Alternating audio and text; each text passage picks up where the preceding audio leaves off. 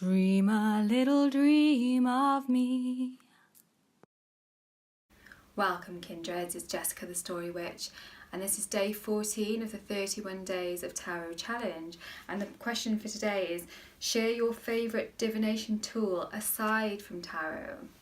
So I'm not going to be cheeky and stick oracle in, because I assume she means not oracle either. So I've got a few different things that I like to use. I like to kind of see opportunities for divination in lots of things, you know, proper old wives' tale type things as well. I like to cast things, I like to read tea leaves and stuff like that. So I do like to kind of delve into divination in general, but kind of more in a fun way than in a serious way, I guess.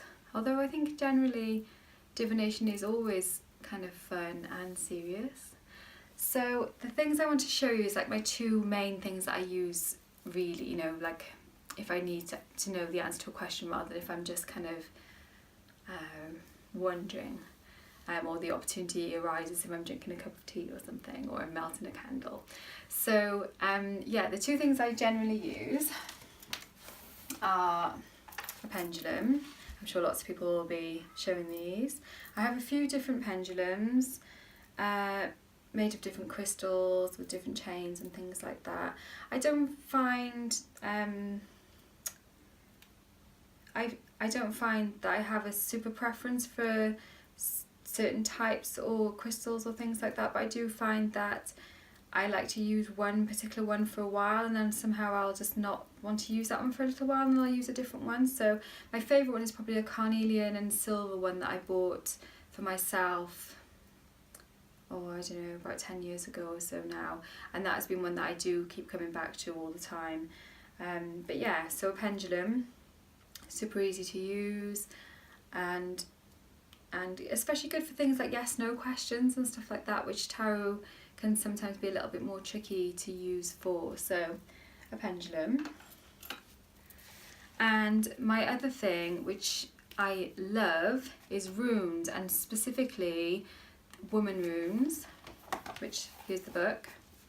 I've talked about this in a video before, in a couple of videos probably, because I think they're so awesome. Now the WomanRunes, I've got a set of the WomanRunes on cards, which are here. There's like the kind of information cards and everything, and then you get the runes like this.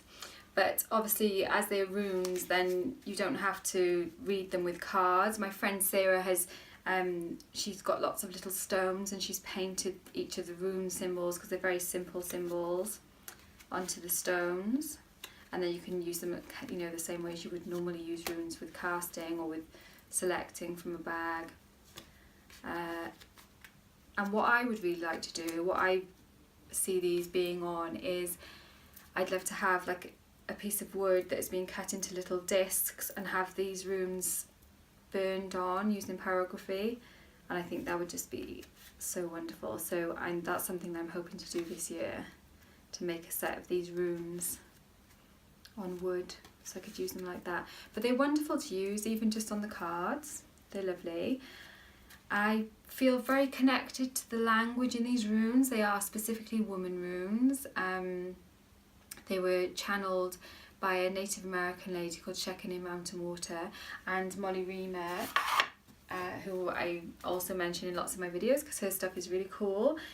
She kind of packaged them up into a way that they could be disseminated and spread more throughout the world. So they are really simple and yet super deep. So like a one card reading with these, which is how I tend to use them mostly. There are other ideas for readings and spreads and things you can do in the book, but actually just to do like a daily draw, they're fantastic. One card readings, amazing. So yeah, so that is it. They are my favourite, absolute favourite divination tool aside from tarot or oracle. Thank you so much for watching. Warmest blessings, and if you're doing the challenge too, let me know down below and I can watch your videos and subscribe to your channel, and I will see you soon.